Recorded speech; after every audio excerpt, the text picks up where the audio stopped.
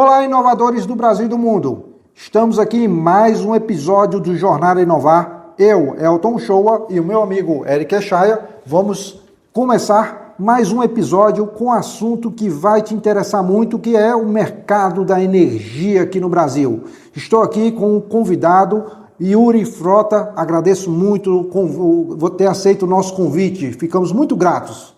Obrigado, eu que agradeço aí o Shoa, Eric, para a gente poder bater esse papo hoje, falar um pouquinho aí do mercado de energia. Show! Agora eu vou falar para vocês quem é o nosso convidado, para vocês entenderem o que está vindo por aí. Yuri Frota, fundador e CEO da Sunny Energia, uma Energy Tech, pioneira no mercado de energia por assinatura, formada em engenharia elétrica pela Universidade Federal do Ceará e certificado como operador do mercado de energia. Yuri uniu o seu profundo conhecimento técnico a uma visão empreendedora afiada. Antes de fundar a Sunny em 2017, ele teve uma passagem pelo mercado imobiliário, onde identificou a oportunidade de aplicar um modelo de economia compartilhada em um dos setores mais tradicionais do país. Com a missão de democratizar o acesso à energia limpa, a Sunny, sob sua liderança, conecta usinas de energia renovável a consumidores que desejam economizar a conta de luz de forma prática e 100% digital, sem a necessidade de obras ou investimentos em placas solares. Hoje ele está à frente da expansão de um ecossistema que promete acelerar a transição energética no Brasil. E é esse o nosso convidado de hoje. Para começar, Yuri, conta pra gente assim um pouco quais são os números da Sunny. Pronto, a gente está agora em novembro completando 8 anos de empresa, então já tem uma trilhazinha aí no mercado. Nós somos uma empresa cearense, local, mas que hoje a gente já está operando em 23 estados com 30 concessionárias, porque aqui no Ceará, por exemplo, a gente tem ainda o Ceará, mas lá em São Paulo você tem CPFL, Piratininga, Paulista, EDP, Electro, então são diversas concessionárias. Tem algumas outras que a gente atua também que tem mais de uma.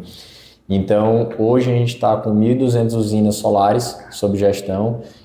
Quando eu falo usina solar, ela não é a tradicional do telhado, né? Elas são mais um conceito um conceito até que veio dos Estados Unidos, da Austrália, que é comunidades solares, né, traduzindo do inglês, que são fazendas solares que são feitas por investidores. Eles colocam normalmente no interior das cidades, né, dos estados, e aí a gente consegue cliente que vai economizar energia sem investir.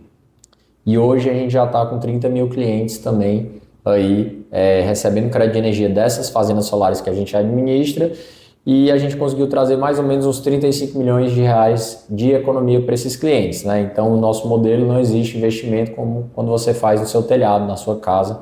Aqui, no nosso modelo, você faz a adesão digital e aí você vai passar a economizar entre 1 a 2 contas por ano sem investir nenhum real de forma totalmente remota. Caramba! Cara, como é que foi essa jornada pelo que eu vejo, né, foi uma trajetória de muito sucesso. Vocês têm menos de 10 anos, mas estão muito bem sólidos. Como foi toda essa trajetória até chegar a esse momento que a Sunny está vivendo? Cara, sempre a jornada empreendedora ela é muito dura, né? Então acho que tem muita gente que glamoriza, mas para mim e para os outros empreendedores que eu conheço é sangue, suor e lágrimas ali para você construir algo, né?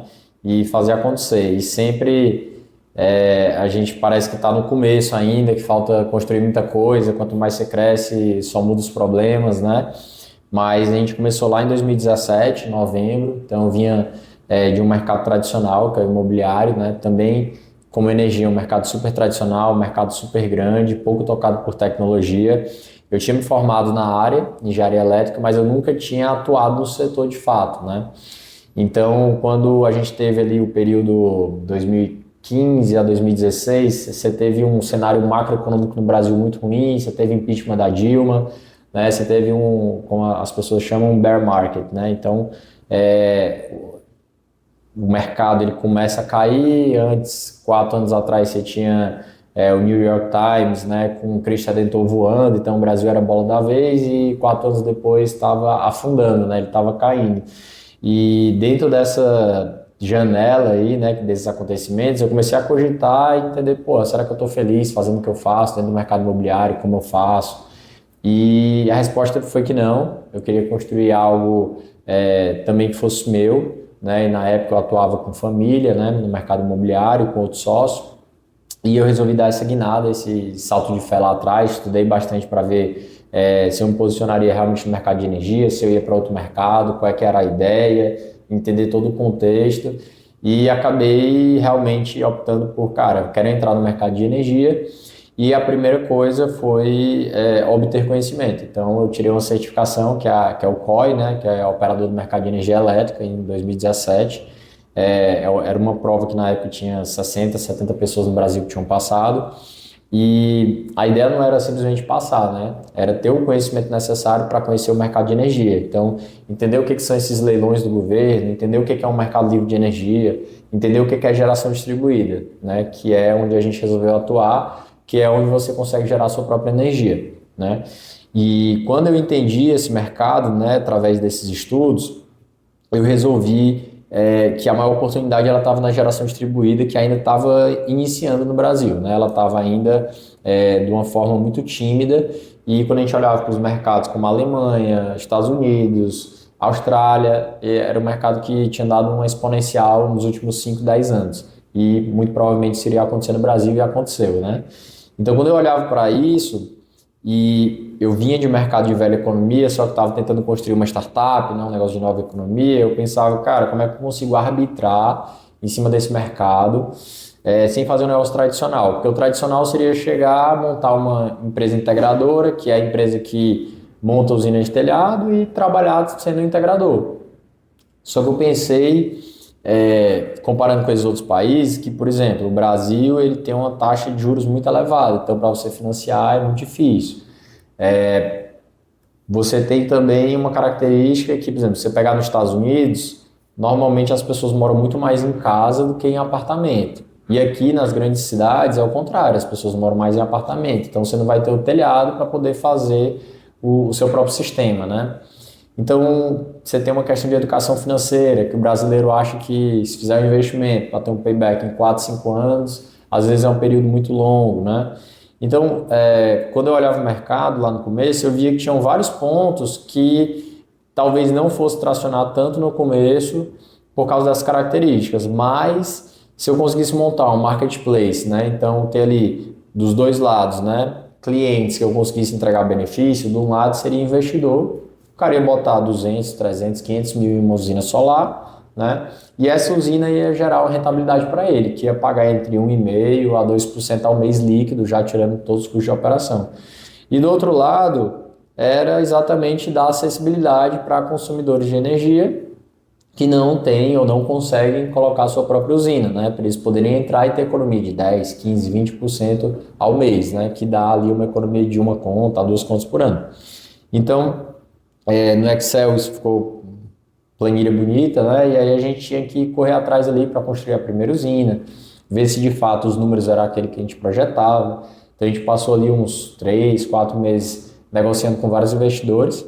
A gente conseguiu um primeiro investidor ali em fevereiro, março de 2018, que ele resolveu não só fazer a usina, mas investir na Sunny, então foi nosso investimento anjo lá atrás. E aí a gente conseguiu, através dessa primeira usina, comprovar, né, tudo ali que a gente estava vendo na planilha realmente se concretizou, né? Os números chegaram muito próximos e a gente continuou tentando vender mais usinas. Só que para isso acontecer, entre a gente fechar o possível investimento na usina e ela estar operacional, entregar os primeiros créditos e o cliente pagar, foi quase 10 meses, né? Então foi ficar pronta no final de 2018, né? A usina passou 2 meses lá parada, aí ele não conectava, então você tem várias dificuldades. Depois conectou, ela injetava energia, mas não caía na conta do cliente. Então teve toda uma burocracia aí que demorou, né? Porque tem alguns outros modelos de negócio que você consegue ter um ciclo bem mais curto e você já consegue testar ali com MVP rápido. Só que o nosso, como é um investimento de alto valor agregado, né? A menor usina que seja, ela vai ser 200, 300 mil reais. Então a gente tinha que garantir que de fato ia dar o retorno para aquele investidor, né?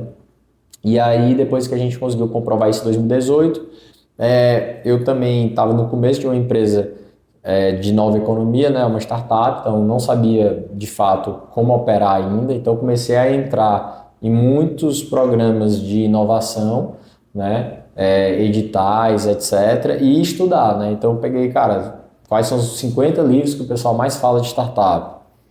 Peguei lá, fiz uma gradezinha e eu tentava ler 2 a 3 por mês durante 2 anos, né? Então 2018, 2019 foi muito focado em tentar vender usinas, só que quando eu fechava uma usina ela demorava muito tempo para ficar pronta. Então eu usava toda essa parte do meu tempo que eu não tinha muito o que fazer, porque diferente de outros marketplaces, eu não podia trazer clientes se eu não tenho a usina pronta. Imagina tu assinar um contrato com a gente e tu receber os créditos de energia daqui a um ano. Não faz sentido, né? Então ia gastar energia e só ia ter ali estresse, né, com o possível cliente, etc.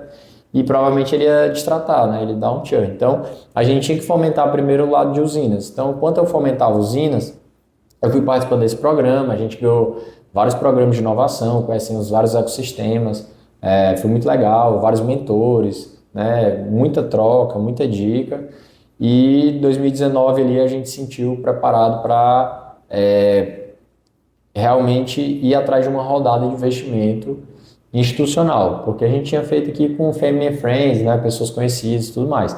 Então, no começo de 2020, a gente montou lá um business plan, foi atrás de começar a conversar com os investidores e veio o Covid, né? Travou tudo. Então, março até meio do ano ali, ficou tudo fechado.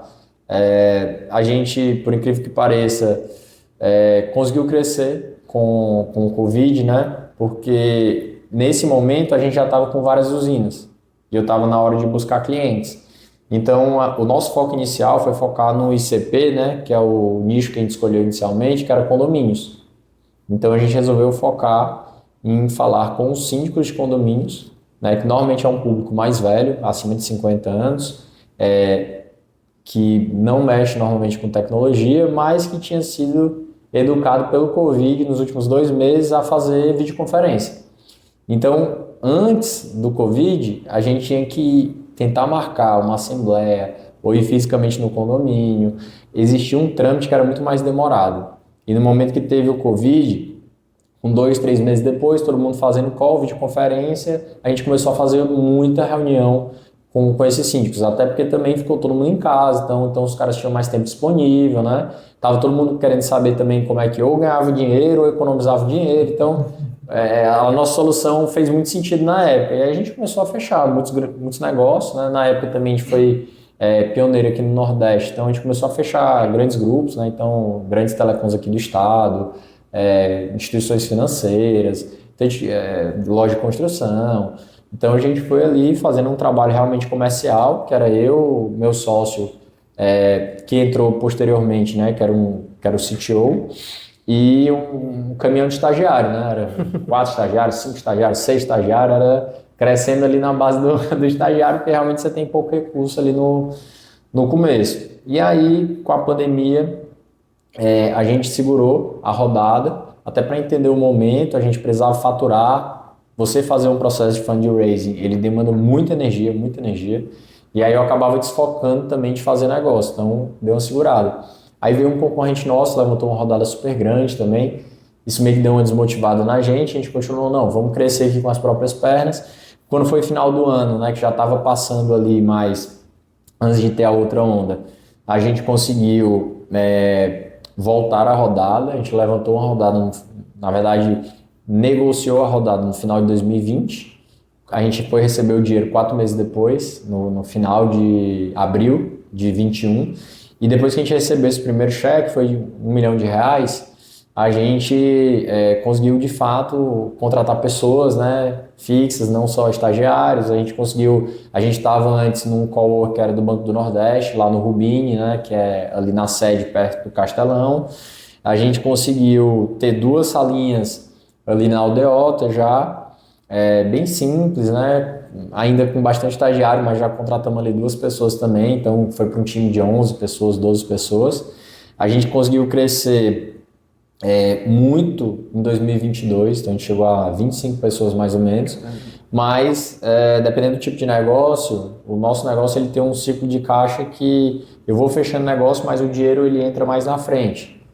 Porque no nosso caso a gente recebe uma comissão quando eu trago o cliente, parte quando eu trago, parte quando o cliente recebe o primeiro crédito. Muitas vezes esse primeiro crédito do cliente ficava 6 meses, 8 meses para frente, né? Então eu tinha que bancar esse custo para depois poder receber, né? Então a gente foi crescendo, mas foi ficando sem caixa. Quanto mais a gente crescia, mais a gente queimava. Então a gente correu para levantar outra rodada, conseguimos levantar. E aí tinha outra questão também, que foi, na época do Covid, a gente teve taxa de juros praticamente a zero em todos os países do mundo, né? Então ficou uma época que os valuations das empresas, todo mundo levantava dinheiro muito fácil. Só que em 2022 o cenário já mudou. Então já estava um cenário muito ruim para levantar. Então a gente levantou ali na última janela, mas a gente conseguiu no final do ano, dezembro, a gente levantou 5 milhões e meio. Foi um follow-on de uma das investidoras que entrou com a gente no começo, numa empresa de capital aberto. E aí a gente deu outros 2 anos de saltos de crescimento exponenciais, 2023, 2024. Mas esse ano realmente foi o ano que assim, o negócio mudou, né? Então, na verdade, assim, nos últimos 12 meses, do meio do ano passado para o meio desse ano foi quando a empresa assim, teve o maior crescimento, né? Então a gente terminou ano passado ali talvez com umas 40, 50 pessoas no time, hoje a gente está com 84, 85, alguma coisa assim.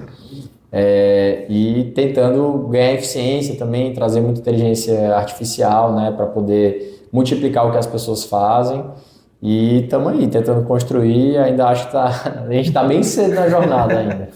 Perfeito, perfeito. Agora, para a gente começar a explicar para o público a questão do mercado, né? Assim, para entender de forma didática, assim, o tradicional é assim, então explicar de uma forma prática o que é o tradicional e o que está mudando para esse novo modelo, né? Para a gente entender, né? A energia no Brasil sempre foi assim, e agora a gente começou a evoluir para chegar nesse nível. Tenta explicar de uma maneira didática para quem está acompanhando a gente entender de fato essas nuances do mercado de energia, porque para quem liga a luz lá, só sabe que a energia chega. Então, exatamente. Quando chega e quando não chega, pronto, exatamente. Agora explica aí de forma didática para a gente começar a entender. Pronto, a gente tem no Brasil 2 grandes mercados, né? A gente tem o mercado cativo, que é onde 90% dos consumidores estão, e a gente tem o mercado livre, que é onde as maiores empresas do Brasil estão. A diferença entre eles é porque no mercado cativo, a concessionária, ela tanto distribui a energia para você, ou seja, ela tem toda a rede de distribuição dela, então os postes, os fios, os transformadores, e ela faz o transporte da energia, que isso é normal em todos os países do mundo, né? Porque são investimentos assim, vultuosos, são investimentos de bilhões, então por isso você tem as áreas de concessão, como a gente chama. Né? Então uma concessionária ela tem 20 anos, 25 anos, 30 anos para explorar aquele mercado, porque ela vai fazer investimentos de bilhões e ela precisa de um determinado tempo para recuperar. Só que no Brasil a gente também tem uma venda de energia feita pela concessionária. Então, na sua casa, se você é uma residência, você olhar lá, tem 2 tarifas. Tem a TE, que é a tarifa de energia, e a TUG, que é a tarifa do uso do sistema de distribuição. Então, a TUG, que é a entrega da energia, ela é para ser realmente um monopólio. A TE, que é a tarifa de energia, você deveria poder contratar seu fornecedor. Você não deveria ser obrigado a comprar da concessionária local. Então, a diferença para o Mercado Livre é que existem faixas ali entre demanda contratada e consumo, que se você estiver acima dessa faixa, você consegue solicitar e fazer um processo de migração para o Mercado Livre. Então você continua recebendo energia da concessionária, você vai pagar a TUG ali, da mesma forma. Então assim, migrei para o Mercado Livre amanhã. Cara, vai ser a Enel que vai te entregar a energia, assim, se for aqui no Ceará, né? Não vai mudar isso. Mas a tarifa de energia, tu vai pagar para o teu novo fornecedor. Tu vai pagar para a empresa que está te dando. E aí tu vai ter uma outra relação comercial e tu vai ter um desconto sobre isso, né? Então, a gente está caminhando hoje no Brasil para ir para um modelo 100% livre, como já é em vários outros países do mundo. Então, por exemplo, na Europa, dependendo do país que você está, você pode abrir o seu celular e comprar energia ali à vontade, né? Como se fosse quase com um plano de telefonia. Então, assim, eu quero comprar solar, mas solar aqui é um pouco mais caro, mas tudo bem, porque não emite CO2, eu quero ajudar o meio ambiente e tudo mais. eu quero comprar energia em volume X durante esses meses do ano, nesses outros aqui eu quero mais baixo, nesses outros eu quero mais alto, ou então eu quero uma energia flat, né, que é contínua. Então, assim, você consegue fazer essas movimentações muito fácil no celular. Então, isso é talvez um Brasil daqui a 10 anos, 15 anos. Quando eu comecei em 2017, a gente já tinha uma MP do governo falando sobre uma possível abertura do mercado. E é o que um mercado eficiente, né? Porque quanto mais concorrência você tem, mais eficiente o mercado fica e cai tarifa para todo mundo. Então, é um caminho que todo mundo sabe que vai chegar lá. A questão é o quando. Então, quando eu comecei em 2017, a ideia sempre foi, através das fazendas solares, eu consigo atender quem está no mercado cativo, mas em algum momento esse mercado abre. Então, eu posso usar esse modelo para me relacionar com esse cliente pequeno, aprender a lidar com varejo de energia, que ninguém trabalhava com varejo de energia. Porque como você era um cliente cativo, de fato, então você está preso à sua concessionária e ela não tem o menor interesse de te entregar um serviço de qualidade, né? Então você não conhece nenhuma concessionária que os clientes gostam, assim, elas não se esforçam em nada para melhorar, porque não tem concorrência. Então a ideia é, cara, vamos se relacionar com esse cara pequeno, a gente vai aprendendo a fazer isso ao longo do tempo, tanto fazer a aquisição desses clientes para economizarem, quanto a gente também entregar uma boa experiência para ele, que ele não tem com a concessionária dele. Quando o mercado abrir, a gente vai conseguir também oferecer produto de economia para esses caras, só que num modelo um pouquinho diferente. Em vez de ser fazenda solar, pode ser qualquer fonte. Eu não preciso ter limitação como hoje eu tenho na geração distribuída, por exemplo. Se eu pegar um consumidor do Ceará, eu preciso que a usina esteja no Ceará também, né? Então você precisa ter, dentro da área de concessão, o cliente e a usina. E isso é diferente no mercado livre, né? Porque no mercado cativo, cada concessionária ela tem uma tarifa e ela tem uma infraestrutura diferente. Então eu não posso misturar energia de uma para outra. Agora, no mercado livre, como você está separando a TE da TUJ e você vai cobrar só a TE, não tem problema, porque a concessionária vai continuar te cobrando a TUJ. Então, o modelo no Brasil está indo 100% para o livre, né? A gente hoje, a 2024, a gente só podia migrar quem tinha contas mais ou menos de R$50 mil para cima, então normalmente eram as grandes empresas. De 2024 para cá foi aberto para contas de até R$10 mil. Então, se você tiver um transformador, por menor que seja a sua conta, que é o chamado média tensão, você já pode solicitar migração para o Mercado Livre. E o baixa tensão, que é o grosso do Brasil, porque no Brasil a gente tem mais ou menos uns 95 milhões de unidades consumidoras. Das 95, menos de 1 milhão são média e alta tensão. Então, assim, o grosso do Brasil é baixa tensão, só que são consumos muito baixos, né? Então, o grosso do Brasil tem uma MP do governo agora, né, uma medida provisória, que ainda está sendo discutida, mas que ela deve abrir o mercado inteiro da seguinte forma. Até 1º de agosto de 2026, você abre o baixa tensão comercial, né, que é o chamado B3, todo mundo que é comércio, indústria, pode migrar se quiser. E 1º de dezembro de 2027, né, daqui a menos de 1 ano e meio, 1 ano e 3 meses, a gente consegue abrir para o residencial, para o rural, para todo mundo. Então, assim, teoricamente, até o final de 2027, o mercado brasileiro ele vai estar aberto, né? Mas tem muita coisa para acontecer, muita coisa para rolar até lá. Bom, deixa eu ver se eu entendi aqui. Então, vamos lá. A gente, hoje, com o mercado cativo, é obrigatório que você abrir uma usina no estado, só pode fornecer energia para o estado. Então, hoje tem que ser assim. Então, à medida que você for expandindo nos estados, você vai tendo que ter essas usinas. Sim. Hoje você já conseguiu chegar em quantos estados? Hoje a gente está em 23. Só que são 30 concessionárias, porque tem essa questão de ter mais concessionária por estado. Não no Ceará, mas tem alguns outros estados como São Paulo que tem. Então, na realidade é o seguinte, então vamos entender um pouco mais aqui. Quando a gente pega um estado que tem mais de uma concessionária, ela tem uma área lá. Aí você tem que botar a usina dentro da área dela. Isso. Aí no estado você vai ter que ter mais de usina para pegar a área de cada um para poder atender aquela população. Exatamente.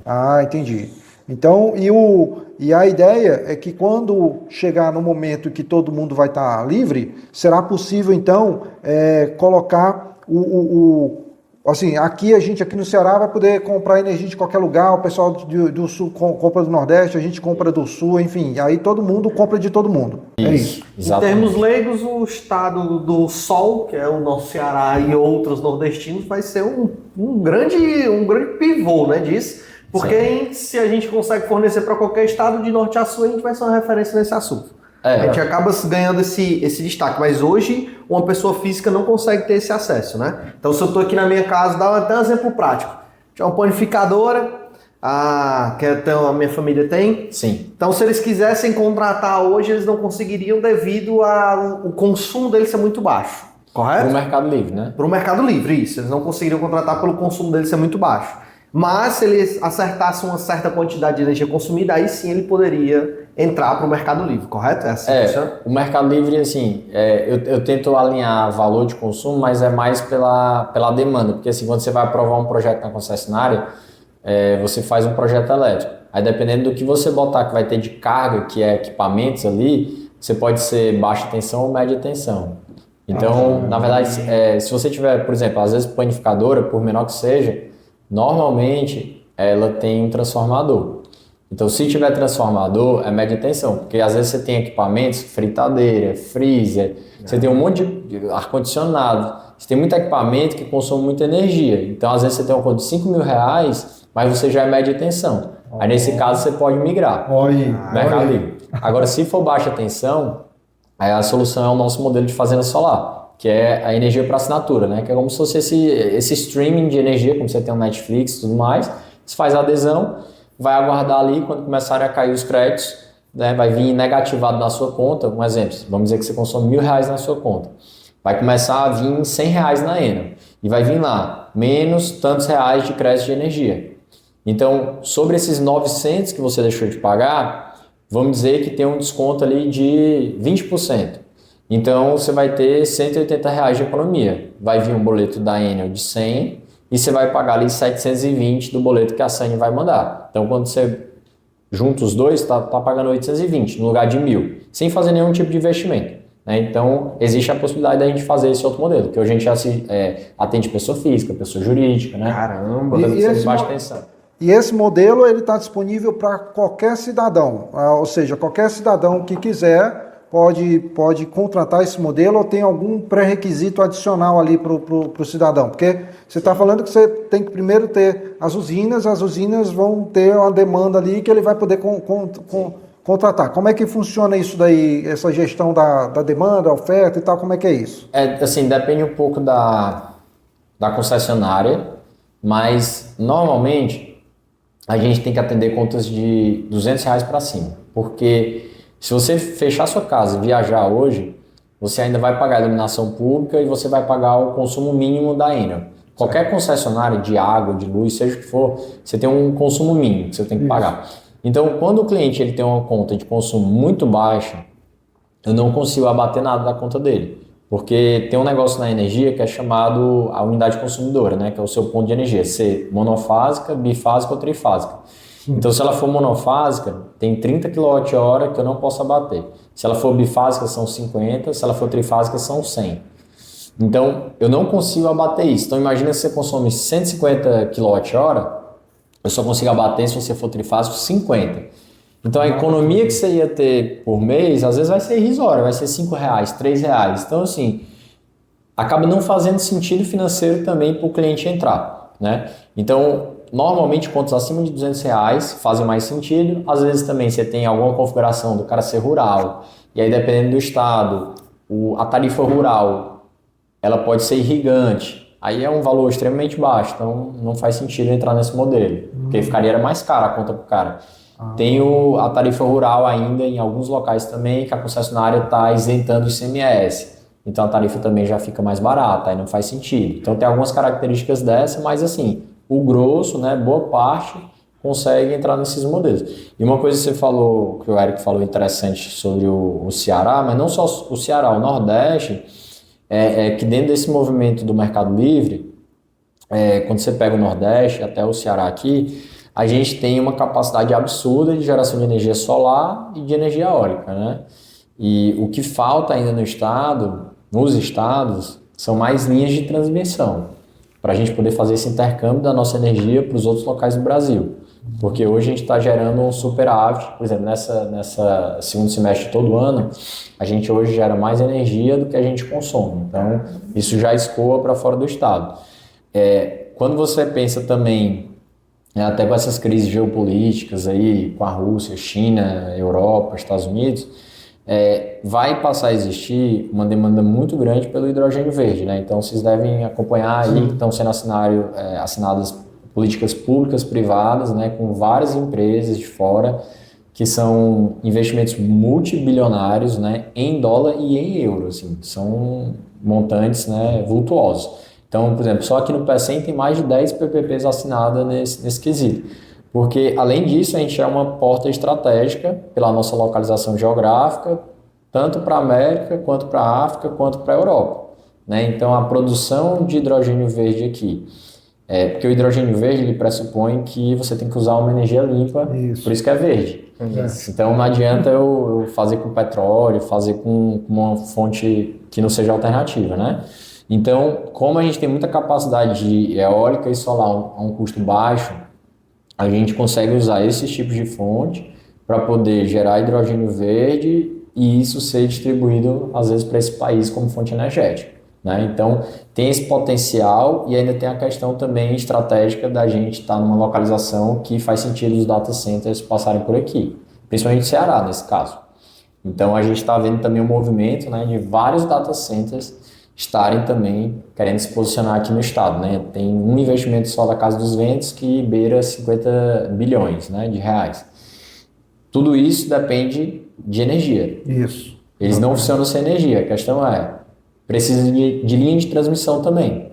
Isso. Né? Então, tudo isso está meio conectado, mas o Brasil hoje está com uma oportunidade muito grande de ser um dos grandes países nessa transição energética, mas como sempre, né, a gente precisa atrair investimento privado para nos ajudar. Para isso, a gente precisa de segurança jurídica, de políticas públicas, e aí a gente sempre parece que está um pouco atrasado nessa questão, mas assim, a oportunidade é gigante para o país.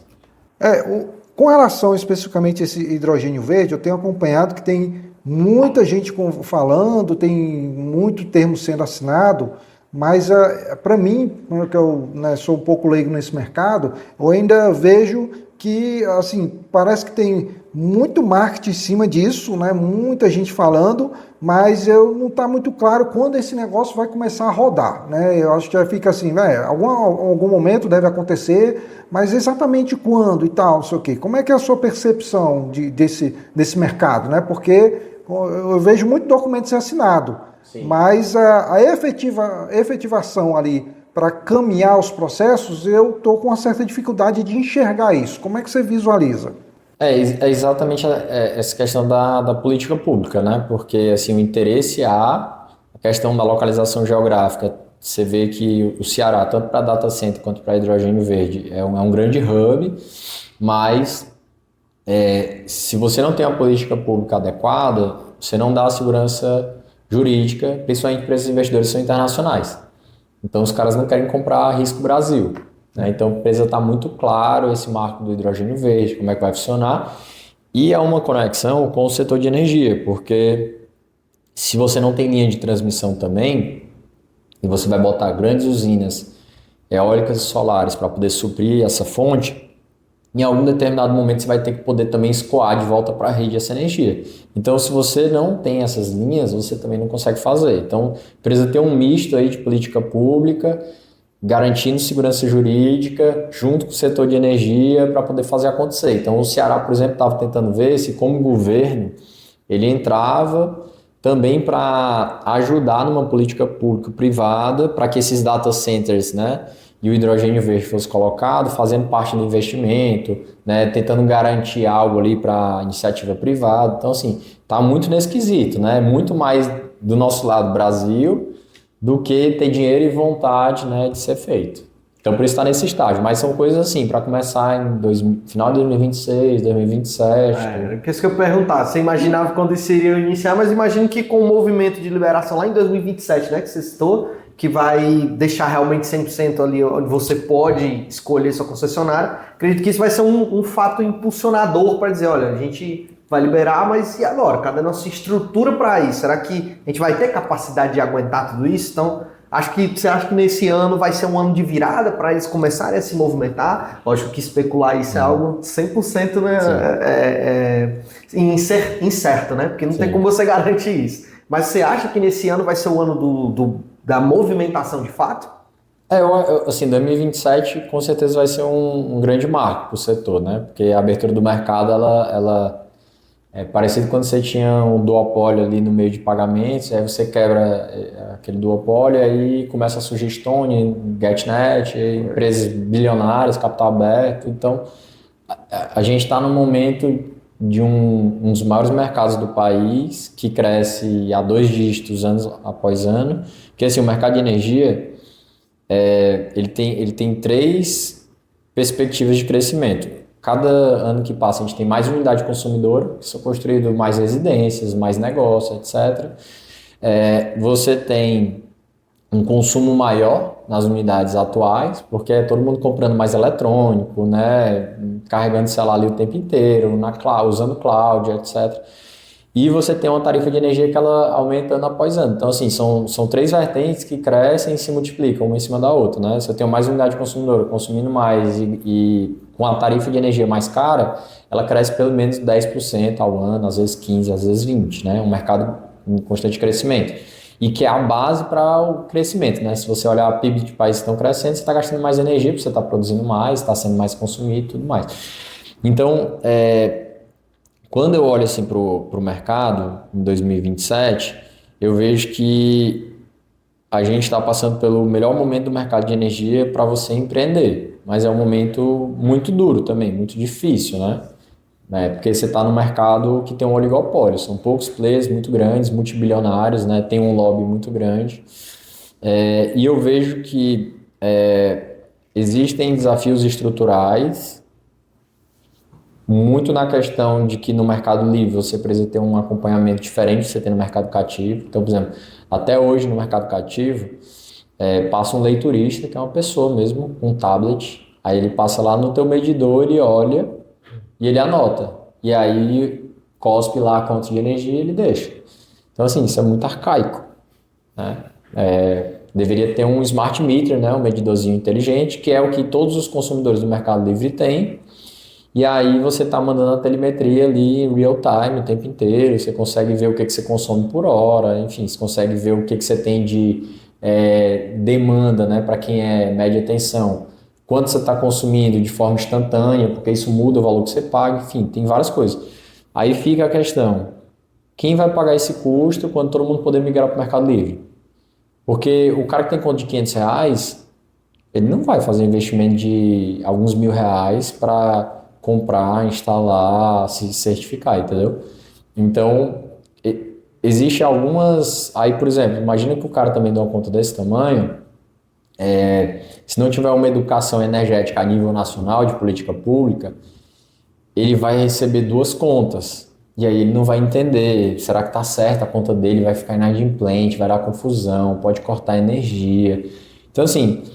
Tem várias discussões. Será que quando for para o Mercado Livre para baixa tensão precisa ser uma fatura só, somado, e depois distribui os valores para a concessionária e para o fornecedor de energia?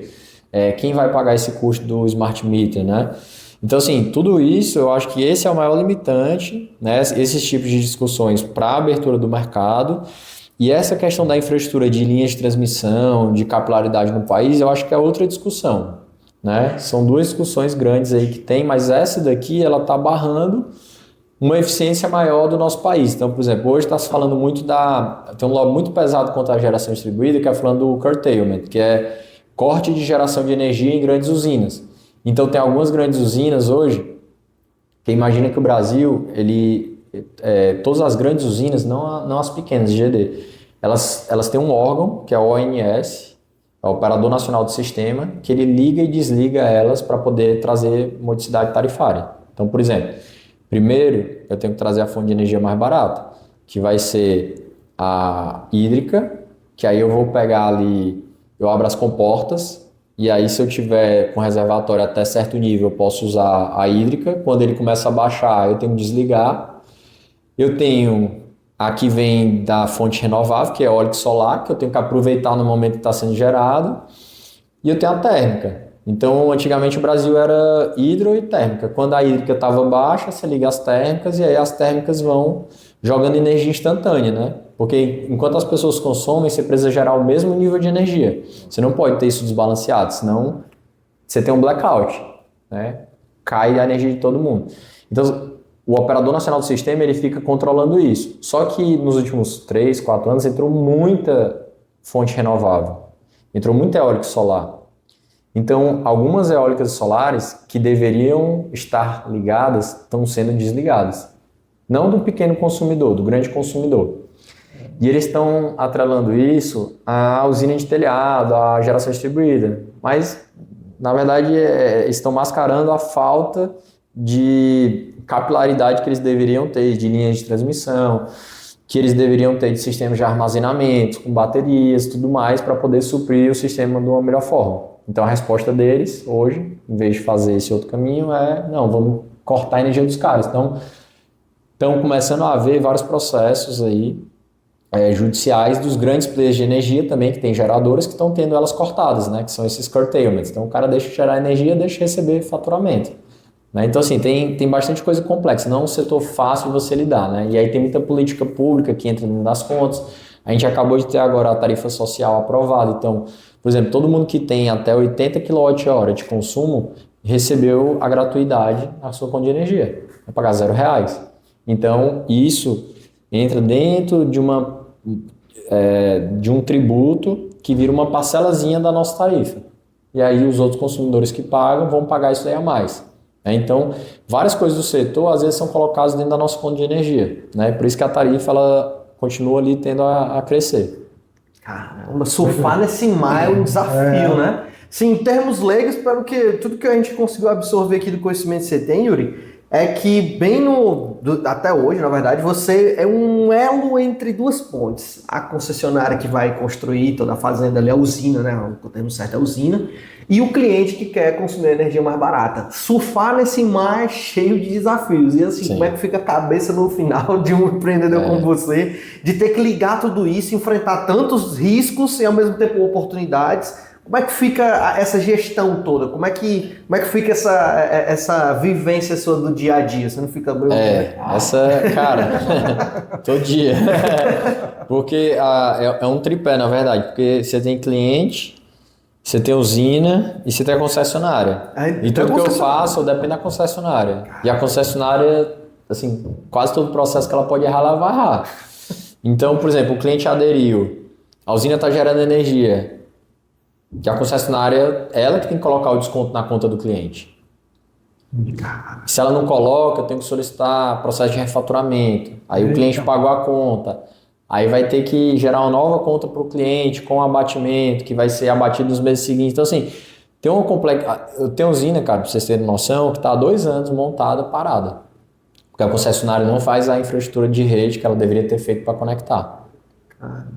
E assim, não é uma usina, assim, já teve casos de usina passar 1 ano, 6 meses, né?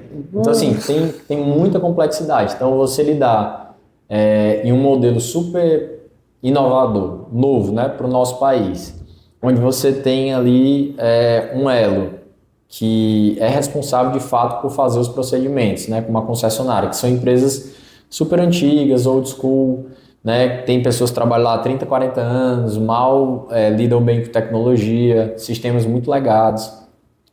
Dentro de um modelo desse super novo, é caos para você ter estresse dos dois lados, né? Porque o gerador de energia ele fica ali querendo ter o retorno mais rápido possível do dinheiro que ele colocou, normal, né? Ele colocou 200, 300 mil, alguns colocaram 5 milhões, 20 milhões. E do outro lado você tem um cliente, que hoje o cara tem a experiência da Amazon, one click, ele comprou ali, já chegou no outro dia, e aí ele assina um negócio de energia, né, energia para assinatura, e aí vai economizar daqui a 3, 4 meses, que esse é o normal, né? Então, você acaba tendo que lidar com essa frustração muitas vezes, né? Também do não entendimento do modelo e de todas essas coisas que acontecem por trás para o negócio poder operar. Então, assim, não é fácil. É super difícil e o que aumenta a complexidade, no nosso caso, é porque imagina que você tem um marketplace, um e-commerce, por exemplo. Aí você pegou o produto, seu e-commerce é do Rio Grande do Sul, você vai vender para consumidor de todos os locais do Brasil. O que vai mudar é a logística, né? Então, sim. Enfim, pode demorar um pouco mais, um pouco menos. Você tem parceiros que fazem a logística, você pode ter uma logística própria, também talvez para uma parte do país, não para todo. Mas em energia, é como se a gente estivesse fazendo um go-to-market, né? Um crescimento em diferentes países, porque tem a questão da concessionária. Então, a forma como a Enel lida é diferente da forma como a Equatorial lida, do que a Neo Energia lida. Então, assim, cada local é tarifa diferente, é tributação diferente, né? Então, o ICMS, o PIS, COFINS muda. O procedimento de você solicitar refaturamento, lidar com o concessionário, cara, muda tudo. Né? Então, você precisa ter aí, assim, várias formas de operar, contas de energia com layouts totalmente diferentes, né? Com formas de acessar totalmente diferentes. Então, é uma dor de cabeça grande. Rapaz, eu imagino, a questão, você opera num mercado bem regularizado, né? Então, você tem aí entender bem os processos, normas, legislação e tudo mais. Eu sinto um pouco a sua dor na minha startup, a Prefeitura Eficiente. A gente também tem essa questão, regulamentação de drone, toda hora está mudando, tem regulamentação da ANAC, tem regulamentação do Ministério da Defesa e tal. Então isso daí, você vive num mundo ali, as coisas estão mudando, o governo está mexendo nas coisas, você tem que acompanhar. É um estresse danado ali você poder acompanhar todo esse processo. E acaba sendo uma faca ali de dois gumes, né? Você, de um lado, você tem essa complexidade de acompanhar tudo, de se manter atualizado, mas do outro também, poucas startups se aventuram a entrar nesse mercado. Então você tem uma certa proteção em termos de concorrência, uma barreira que a gente chama, né? Mas, por outro lado, você tem que ficar correndo atrás de todo esse processo, todos esses marcos regulatórios e tal, que isso traz ali uma demanda constante, né? Como é que você avalia assim, a decisão de entrar para esse mercado altamente regulamentado? Ele teve alguma relação pela sua formação? O que te levou, assim... você sabia que tinha que superar essa barreira, né? Mas é uma barreira que muitos empreendedores não se arriscam, eles tentam ir pelo caminho mais fácil, mas sem muita regulamentação, né? Para poder expandir mais rápido, e esse caminho que você escolheu não, é um caminho mais difícil, com mais desafios. Como é que foi isso daí? Contar a história quando já aconteceu, né? Eu acho que foi isso. Mas assim, tem a questão de ser minha área de formação, então tem muitos conhecimentos que, se eu fosse empreender, por exemplo, na área médica, que eu ia ter que estudar muito para ter, que quem já é da área, né, já tem um conhecimento base. Então, isso foi um ponto super importante. O outro ponto foi olhar como o mercado funcionava no Brasil e como ele funcionava em outros países. Que aí você conseguia olhar e falar, cara, isso é o futuro que vai acontecer aqui. Então, assim, as maiores empresas que cresceram, digamos, muito rápido em 7, 10 anos, eu vi que elas conseguiram fazer esse movimento aproveitando uma mudança regulatória muito forte, em um mercado muito regulado, né? Tendo uma estratégia muito bem desenhada, levantando muito funding também, tudo mais. Então, assim, a ideia inicial foi essa, cara... Esse mercado aqui é o que eu me formei, ele tem um potencial gigante, eu achava que em 2024 a gente ia ter a abertura total, quando eu comecei lá em 2017, né? Então eu falei, cara, tem 7 anos aqui para desenvolver e crescer. Agora, eu não tinha a menor ideia de todas essas complicações, né? Porque sim. Você só sabe, cara, no dia a dia, quando você está empreendendo e tudo mais. Então, acho que até talvez um pouco de ingenuidade que o empreendedor tem quando ele começa... Ela é importante porque se você soubesse tudo que você vai passar, você fala, cara, porra. Certeza. Mas é exatamente isso. Agora tem um detalhe que uma dúvida mesmo, né? Por exemplo, no mercado da startup, no mercado GovTech, onde a Prefeitura Eficiente atua, que aí pega a parte de drone especificamente, o mercado de drone a gente tem a regulamentação, mas tem as empresas que fogem dela e são as empresas piratas. Então, de vez em quando eu tenho que denunciar uma empresa lá para o CREA, dizer, olha, essa empresa está voando aqui, não tem autorização do Ministério da Defesa para fazer o levantamento e tal, então eu fico atuando com o CREA ali denunciando os piratas, né? E os piratas, eles acabam prejudicando o mercado formal e ainda botando o pessoal em risco ali, né? No caso da cartografia, o risco é de alguém usar o dado georreferenciado errado e depois causar um problema para o gestor público que contratou ali, porque pode anular todo o processo dele que ele usou para poder fazer, às vezes, uma atualização da base cadastral para aumento de arrecadação de IPTU, ou seja, o produto pirata, ele pode reverter ali e dar um sério problema para quem está contratando. Risco de vida não é o caso, né, mas risco jurídico extremamente elevado, né? Quando olha para o seu lado, assim, existe esse conceito de empresa pirata atrapalhando o mercado ou não? Assim, existe concorrência nova, né?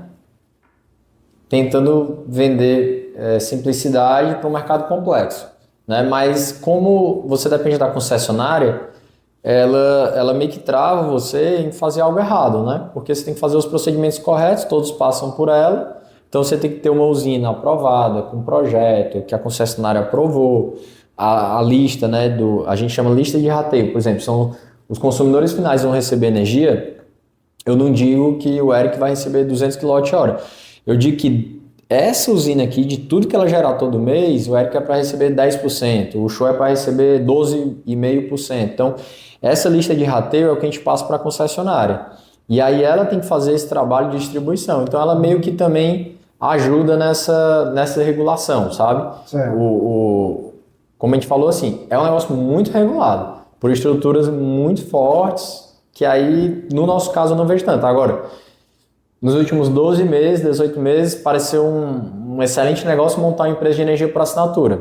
Sim. Só que o cara não entende como fazer isso. Então, o cara vai chegar para o cliente final e ele vai dizer que ele vai ter uma economia super alta, que ele vai estar economizando no mês seguinte, ele vai chegar para o gerador de energia, ele vai fazer uma proposta que ele não consegue conceber a quantidade de trabalho que ele tem para operar aquilo ali. Então, o que eu vejo são esses aventureiros, a galera que está ali menos tempo no mercado, que também nasce, se complica e morre muito rápido porque entra no mercado super complexo sem entender tão bem, né? Porque se olhando de fora sempre a grama do vizinho sempre é mais verde, né? Você olha assim, pô, que ideia legal, vai ser ótimo empreender nisso aqui, quando você, vai ver o dia a dia, porrada de todo lado, né? Essas complexidades que eu tô falando para vocês, elas, assim, vão surgindo novas coisas aí ao longo do caminho.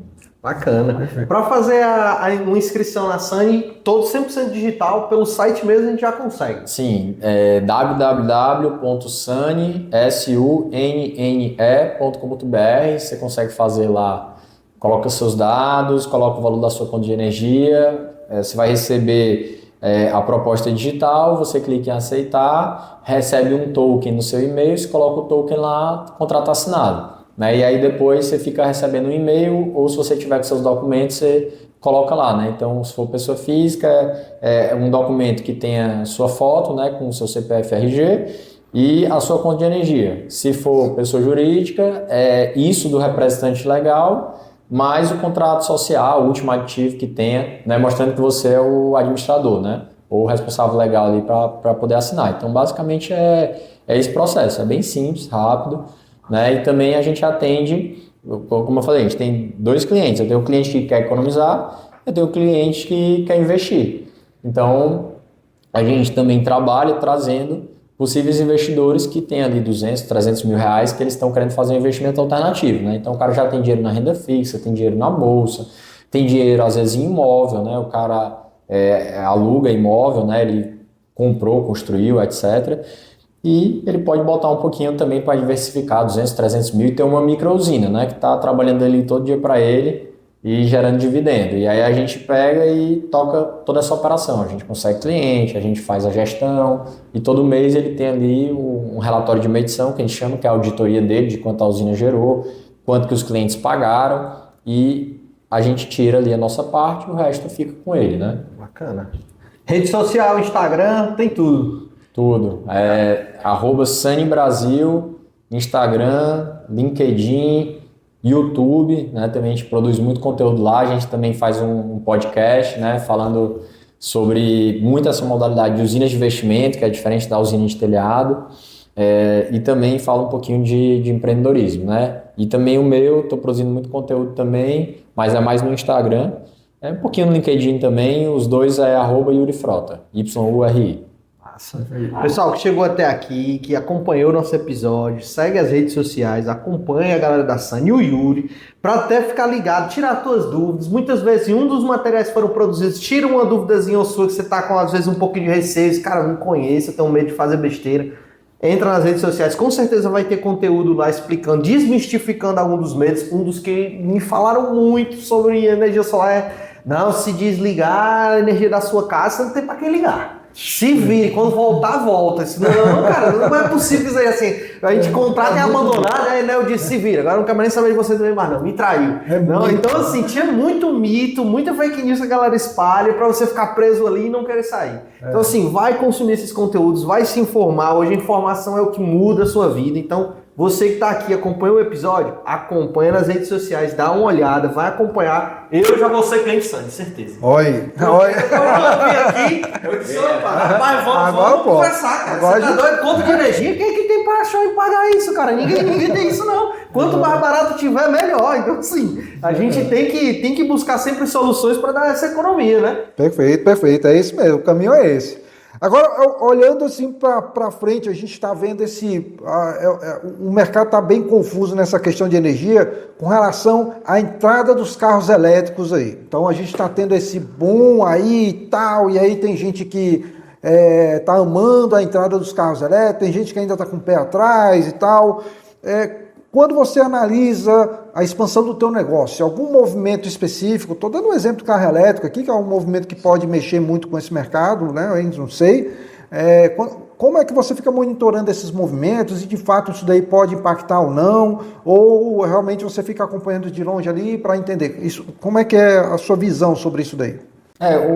Assim, a rede de energia, né? Em inglês a gente chama o grid, Antes ele era unidirecional, você tinha as grandes usinas, normalmente aqui no Brasil as hidrelétricas, elas mandavam energia para as linhas de transmissão que cruzavam o país e aí você tinha a área de distribuição, chegava no consumidor final. Então assim, seguia sempre esse percurso. Aí agora você começa a ter as usinas, a geração distribuída quer dizer que ela é descentralizada, né? Então você começa a ter dentro das áreas de concessão um monte de usina, inclusive nos telhados, né? Que 90% das usinas são usinas de telhado. E aí você começa a fazer o caminho contrário, você gera energia para a rede. Então tem um nomezinho que chama recursos energéticos distribuídos. Então a geração distribuída foi a primeira, aí você tem bateria, você tem veículo elétrico. Tudo isso torna a rede bidirecional, né? Então você devolve energia para a rede, você vira um ente ativo. Antes você era passivo, você só recebia, agora também, dependendo do que você tem em casa, você pode também injetar. Então esse movimento a gente vê como um caminho sem volta, ele vai continuar acontecendo cada vez mais, mas quando a gente pensa, pelo menos aqui como Sunny, no mercado de energia, a gente olha muito numa visão assim, a única coisa que todo mundo vai ter que, todo mês, de forma contínua, para a vida inteira, continuar fazendo, é a comercialização de energia, seja para o mercado livre, seja para a geração distribuída. Então, o nosso foco é crescer nesse ponto e depois a gente trabalhar esses produtos acessórios, que eu posso fazer dentro de casa ou eu posso fazer com parceiro, né? Fazendo um cross-sell. Então, depois eu posso, por exemplo, se eu tenho uma base muito grande que faz a aquisição de energia comigo todo mês, eu me relaciono com aquela base todo mês.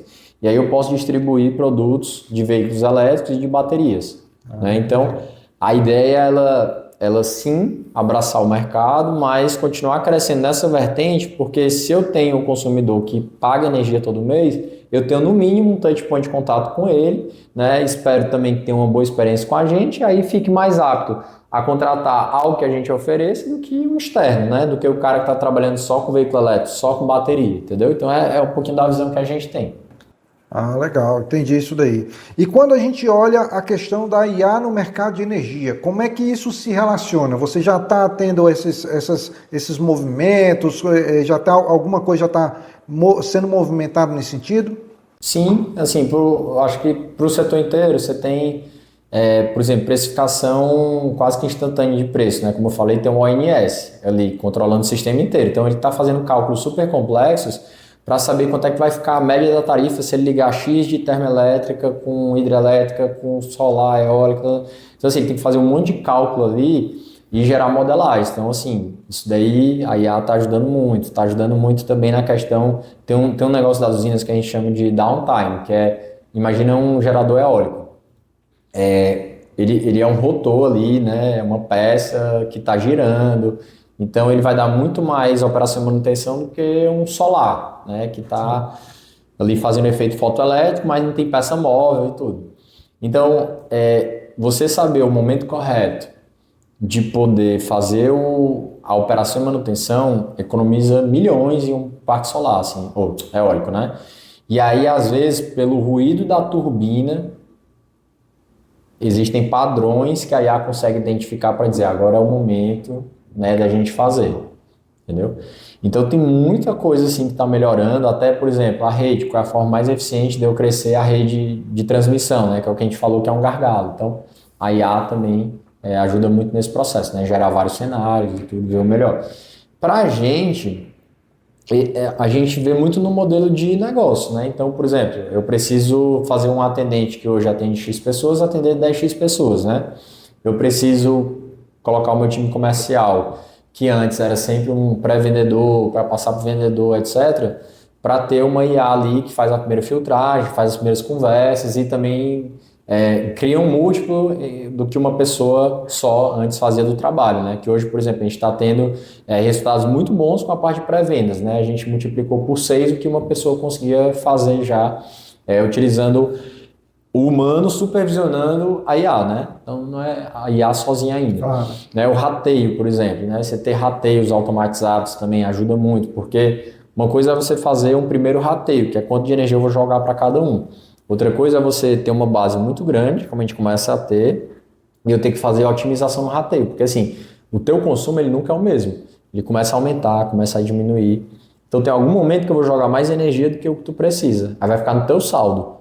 Aí em algum momento eu tenho que mudar o rateio para dar um déficit, para colocar menos do que tu precisa para poder utilizar esse saldo. Eu tenho que fazer isso para milhares de pessoas. E aí eu tenho usina que também gera mais, gera menos, que é normal, você tem mais sol, menos sol. Então você tem que ficar fazendo esse match, né? Então essa questão também, a gente está brincando ali com a IA para ver se a gente consegue ter modelos mais assertivos para poder fazer isso do que ter humanos ali trabalhando, modelando, fazendo, entendeu? Então, assim, como modelo de negócio tem muita coisa, né? Por exemplo, os desenvolvedores hoje usando GitHub com Copilot, né? Utilizando o Lovable para poder subir aplicações mais rápidas, né? Usando o Cloud Code. Então, tem assim, todas as áreas de negócio tem alguma implementaçãozinha ali que está sendo feita. No marketing também, né? Para fazer copy, para fazer arte às vezes. Perfeito, perfeito. Beleza. Olha, estamos caminhando para o final, infelizmente. Nós temos aqui, aprendemos demais aqui, muito conhecimento. A gente sempre pede no final para que o nosso convidado faça ali a dica final ali, algo rápido, para que o nosso ouvinte ali possa sair do nosso episódio ali com algo que ele possa gravar. O que você tem para compartilhar e dica ali para o empreendedor, para o nosso ouvinte ali que está acompanhando isso daí? Qual é a dica final aqui para você fechar aqui com chave de ouro? Primeiro, eu faço o merchan aí, né, o convite para me seguir nas redes sociais, como eu falei, @YuriFrota, também @SaniBrasil, né? Se você tem conta de energia, provavelmente tem, pode entrar no nosso site, você consegue economizar lá de uma forma fácil, rápida. Como empreendedor e como visão de negócio, eu acho que o Brasil ele é um país que tem muitas dificuldades, mas também isso traz, você falou da faca de dois gumes, né? Traz também muitas oportunidades, porque é tudo muito complexo, então em alguns grandes mercados da Europa, etc., você pega empresas americanas que são muito grandes e eles entram muito fácil. Aqui no Brasil, para uma empresa de fora entrar, é muito difícil, né? Você tem que tropicalizar bastante. Então, existe uma oportunidade muito grande de crescer no Brasil, mas eu acho que a coisa mais importante é você ter um propósito muito forte e uma visão de longo prazo, porque se você entrar montando seu próprio negócio, achando que você vai, em 1 ano, 2 anos, e explodir o negócio, se isso acontecer, explodir que eu falo é de crescer, né? Isso vai ser a minoria, né? O que a maioria passa são momentos muito árduos e que você tem que estar o tempo inteiro se lembrando do porquê que você decidiu fazer aquilo. Então, se você não tiver um propósito muito forte, se preparar também financeiramente, para poder ter um caixa ali, para poder lhe manter, e fizer isso também com uma certa segurança, ou seja, quanto mais novo você tiver, porque imagina que você hoje está morando na casa dos seus pais, você não tem filho, né? Você talvez não tem contas elevadas ali todo mês. Você consegue tomar um tipo de risco muito maior do que quando você estiver casado, com casa própria, 1, 2 filhos, parcela de carro para pagar, parcela de apartamento. Então, eu acho que vale a pena demais empreender, eu faria tudo de novo, mas o processo ele é árduo, é muito difícil e você precisa ser muito resiliente, né? E não é para todo mundo. Então, se estiver disposto a fazer isso, o Brasil é com certeza um dos melhores países do mundo para você empreender. Sensacional. Muito grato, Yuri, pela sua presença. E para os nossos ouvintes que ficaram até agora, eu peço para vocês aí que nos acompanhem nas redes sociais, que também eu quero agradecer principalmente aqui a nossa infraestrutura, a Unifametro sempre que está provendo essa infraestrutura, um espaço agradável para a gente receber nossos convidados e compartilhar com vocês todo esse conhecimento. Eu preciso da ajuda de vocês para que vocês se conectem nas nossas redes sociais, compartilhem esse episódio para alguém que você sabe que precisa. Olha, esse conhecimento aqui é fundamental, eu vou para compartilhar com todos os meus parentes aqui que tem uma conta um pouco mais alta ou já uma conta ali nesses valores aqui que foi compartilhado. Então, compartilha, mostra para todo mundo o conhecimento que eles podem ter para poder economizar. O episódio trouxe isso daqui para você. Então, nas nossas redes sociais, no Spotify, não esquece de nos seguir. No YouTube, a gente também tem o nosso canal lá e a gente conta com você. Compartilha e nos segue e até logo, pessoal, até mais.